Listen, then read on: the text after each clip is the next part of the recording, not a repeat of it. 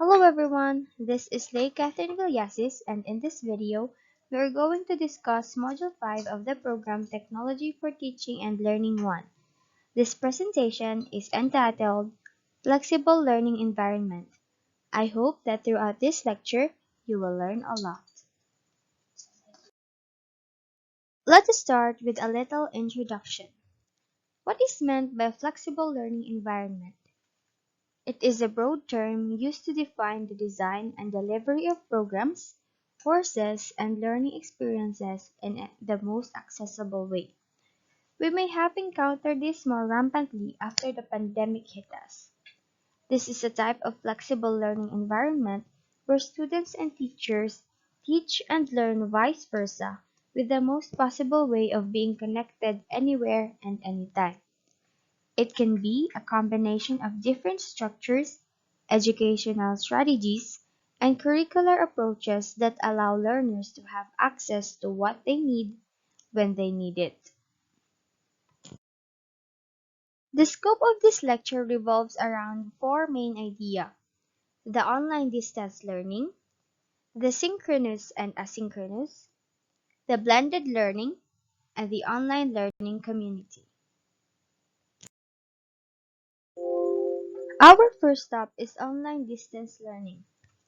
Distance learning is defined as a learning process where students receive instruction through the use of online platforms. It could be video recordings, video conferencing, or any other form of audio or visual technology. In this modality of instruction, we use different online platforms to achieve learning. In the next succeeding slides, I will give you examples of these online platforms. Number one would be Moodle. Moodle is an online platform that allows you to create a private online learning space full of engaging activities and materials. It was founded and developed by Martin Dougamas. According to Moodle.com, it was released on August 2002.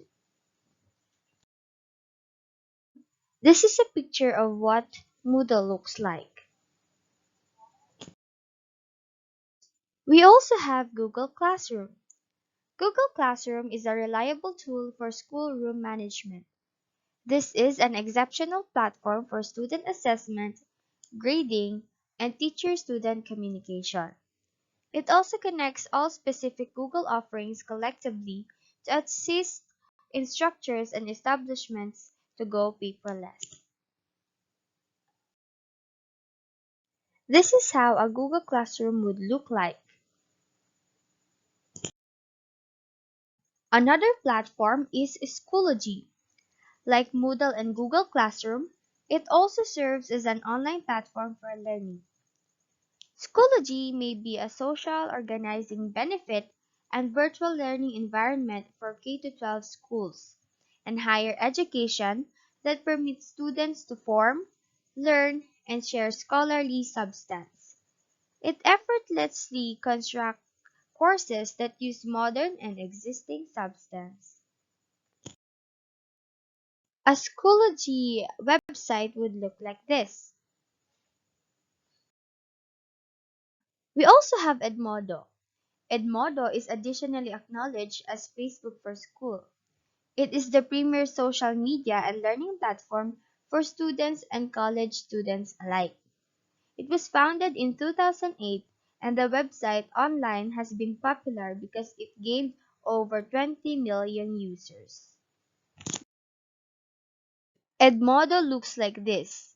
As you can see, it does resemble Facebook. And the last example would be MOOC. This is any online platform that offers online courses. MOOC is a massive online course.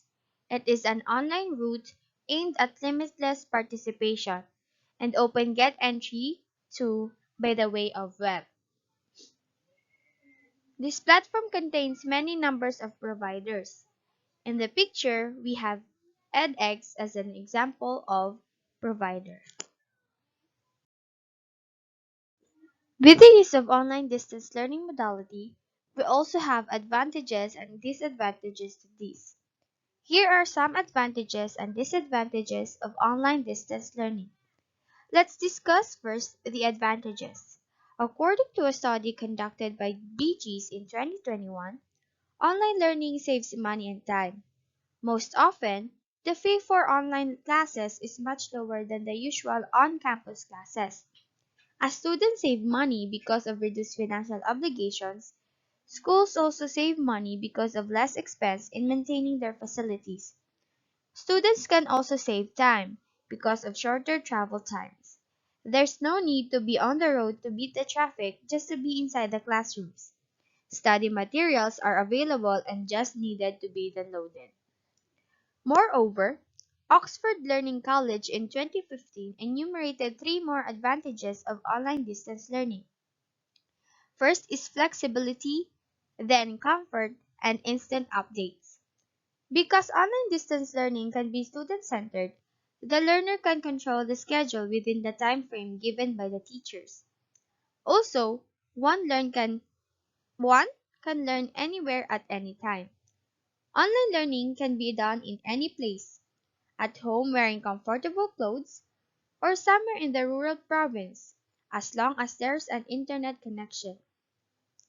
And because of technology, the update of materials and other online resources can be instantaneous. Support is available by only means to answer queries from the learners. Now at this point, let's jump to the disadvantages of online distance learning. While mentioning advantages, BGs in 2021 also found out that there could be disadvantages to the use of online distance learning modality. He first mentioned the tendency for high distraction. Because students are not in the classroom and are in the comfort of their homes, distractions can't be avoided. They may be torn between classes and the desire to listen to music, sleep, or do something else. This can result in poor performance of the students. This challenges teachers to make their lessons engaging to motivate their students to focus on the lesson. He also mentioned hidden costs and complicated technology. Yes, online classes may save money because of less transportation and materials expenses, but it can't be denied that there might be hidden costs like buying software and other computer applications to support the online classes. The technology used may also be complicated. Navigating through the applications used in online classes may also be demanding and time consuming, especially for younger students and their learning coaches. And then in an article written by Gautam in 2020, she mentioned the following as the disadvantages of online learning: technology issues, sense of isolation, teacher training, and managing screen time. When she mentioned technology issues, issues, she meant more than just computer or gadget complexity. She also meant poor connection. With the pandemic and distance learning imposed on all students, the quality of internet connection was tested. Sadly, not all students have access to a strong internet connection. Intermittent connectivity may also lead to poor quality of online learning. This may be detrimental to the teaching and learning process. Gautam continued by mentioning the sense of isolation. Because of online distance learning, interactions are very minimal. We regard human beings as social beings. Teachers are then challenged to open every possible means of communication with their students to preserve the connection and to ensure communication. Teacher training is also on the list of disadvantages mentioned by Gautam. The lockdowns were imposed suddenly and classes migrated online abruptly. But the teacher may need additional training to teach online so as to be able to guide their students properly. So, to ensure education, schools must always offer their teachers technological educational advancement through training and online courses. Lastly, Gautam mentioned managing screen time as one of the disadvantages. Because students are required to attend to their classes online and finish their requirements through their computers or other devices, Parents are afraid of this hazard for these children. Thus, teacher must also remind the students to be responsible and mindful of the time they spend in front of their screens and to take breaks. Also, because of the synchronous classes and asynchronous tasks, parents and teachers as well are challenged to remind their students to consider physical activities in between to maintain their health and wellness. The advantages and disadvantages mentioned above were all based on the experiences of both teachers and students. They were satisfied and at the same time frustrated with online distance learning. But with the data and information gathered, there are many opportunities available to improve this modality, taking into consideration that technology is flexible and capable of accommodating changes and improvements. The last section for this part is the readiness model. The readiness model is formulated by Demir and Yurdugu. This model helps in aiding or is used as a solution to the disadvantages mentioned with the previous slides. Hopefully, in the end, they can eradicate them. There are three readiness models: readiness model for students, readiness model for teachers, and readiness model for the institution. First is the readiness model for students. There are 6 components under this model. As you can see in the PowerPoint, it starts with the competency of technology usage, self-directed learning, access to technology, confidence, motivation, and time management. The model implies that the student must have computer and technology skills prior to e-learning.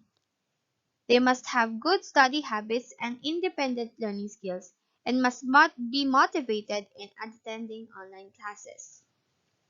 Let's move on to the readiness model for teachers.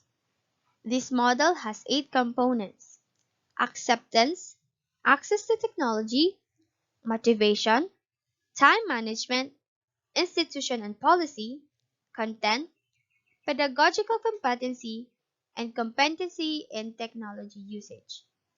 Basically, teachers must first observe the nature of their setup, that the learning and teaching process will occur or in a technology-driven environment. They must also be aware of the content of their lessons, as well as the methods and strategies that they may be able to utilize as they teach in online distance learning. Having knowledge about the institution and its policies is also helpful in being prepared. This may include regarding rules and the school's online instruction. Lastly, the institution's readiness.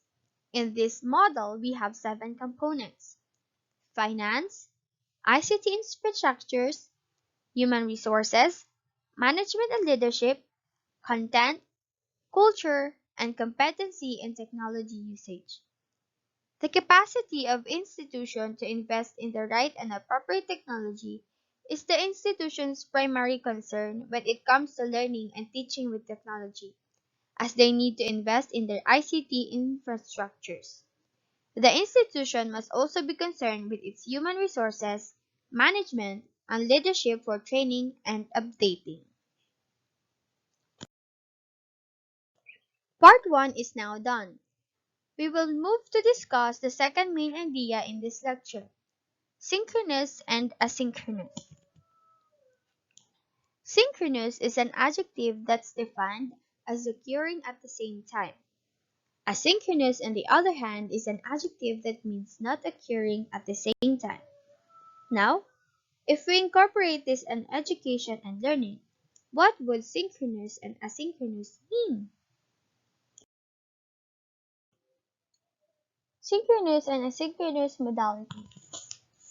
Synchronous learning includes a learning process in which teacher and students are gathered in a learning environment at the same time. On the other hand, asynchronous learning is a student-centered teaching method widely used in online learning. We have here a table that represents synchronous and asynchronous. In other words, One is live with all participants at the same time, while the other is pre-recorded that can be used by one to many or many to one in any particular time or period. Part 2 was short. It's now time for our part 3, the blended learning. I have included here two definitions of blended learning. First, it is a process where more traditional methods for training are combined with e-learning content to create a more flexible user experiences. And another definition is that blended learning is the best of both worlds, giving learners the guidance and the interaction of an in-class experience along with dynamic and flexible learning opportunities outside the classroom. Hence, blended learning can easily be recognized as a two-way modality of learning: face-to-face, which is a traditional learning modality, and online learning or with the use of online platforms.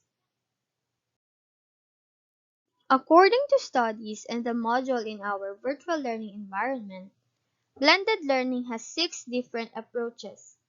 These approaches are also known as blended learning models. First approach is the face-to-face driver. In this approach, the teacher is the primary instructor. He or she drives the discussion and is augmented with the use of digital media solutions for education. Next approach is rotation. In rotation, students go through cyclic frequency of independent online reading wherein they first research about the subject matter themselves and then share their findings in classroom interaction with the teachers and other peers. Another approach is the flex approach. A large proportion of the curriculum will be driven online. Students will conduct independent research, and this will be supplemented by the support of the teacher. This model is primarily driven by the use of different digital platforms to facilitate education. The next approach is called labs. The entire curriculum is routed via a digital platform, but within the bounds of physical space. This setting is usually used within the traditional classroom context. The last two approaches are called self-blend and online driver. In self-blend approach, students choose to combine their traditional knowledge along with the things that they pick up from their research. On the other hand, online driver allows students to follow the course guidelines of an online course wherein the teacher can make regular check-ins and give study feedbacks. In this approach, face-to-face interactions are kept at a minimum and is only fixed when there is an absolute need for one. These 6 approaches are used by instructors to deliver and teach students with the most appropriate way. Here are best practices of blended learning. First is explain why you've chosen blended learning as your method for delivery. As a teacher or the instructor, you must first explain and make your students understand why your chosen modality of learning is blended learning. We also have to include diverse activities to make them engaged in every learning or learning time. We need to have diverse activities that will surely develop fun learning and so that the environment will be light and happy. And then maxed out media. Alas! We have reached the last part of this lecture. At this juncture, we will now discuss online learning communities or OLC. According to IGIGlobal.com, online learning community can be defined as peer-to-peer learning that occurs over the internet. Moreover, online communities are learning communities that are computer mediated by interconnected computers. Communication characteristics of virtual learning communities include asynchronous and synchronous communication with high interactivity and multi-way of communications. There are 4 main pillars of online learning communities. First pillar is the fundamental goal. It is the purpose of the community. We can expect this as the driving force of the learning. This is the goal. Next is identity. This is the sense of belongingness. A person's identity is found through belonging to the community as a member. Then the next pillar is discussion and supportive participation. The way by which members are able to discuss matters in a mindful, supportive, and encouraging way. Lastly, the last pillar is the shared values. The general perspective that members of the learning community share. Having these shared values unites them and enables them to promote an involving discourse. Now, can I give examples of OLCs? Of course. Here are some examples of online learning communities. First up is the education-related online learning communities. These communities are inclined for learning about education programs. First example is TeacherTube. TeacherTube is an online community for educators and other people who want to share instructional videos.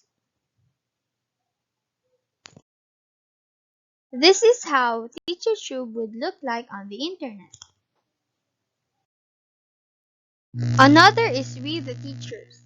Created specifically for teachers, this online community provides a place for educators to connect, share resources, and ask questions. Then we have TeachAid. TeachAid is a social network for educators. Members in this community can find and share lesson plans, audios, videos, and other multimedia resources. We also have simple learning communities like LearnHub, Grade Guru, and Connections. And then social media. Social media can also be considered as an online learning communities because they are used sometimes by teaching aid forces. These OLCs are considered to be the most available OLCs that we have. Examples include Classmates, Facebook, LinkedIn, Pinterest, and Instagram.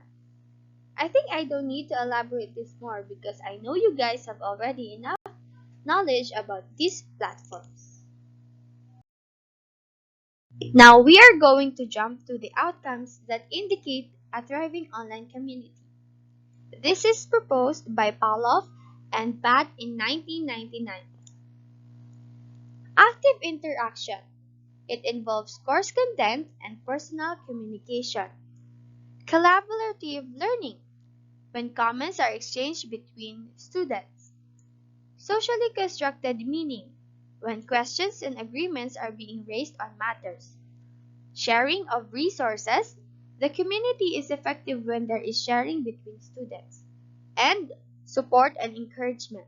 Students supporting each other and critically evaluates each other's work for the sake of improvement. Of course, learning is fun when you are not alone. Hence, these positive outcomes are living proofs of what OLCs can bring to us. Last but definitely not the least, the benefits of online learning communities or learning communities. When we participate in online learning communities, we are given privilege to have access and to be interactive with new friends and colleagues. Moreover, the following could also be benefits of learning communities. Improved retention rates, integrative, high-quality learning, collaborative knowledge, relevant skills and knowledge, knowledge-based, and practice-based. The end. It seems like we have reached the end of our lecture. Thank you very much for lending me your ears and precious time. I hope you have learned a lot in this presentation. See you next time!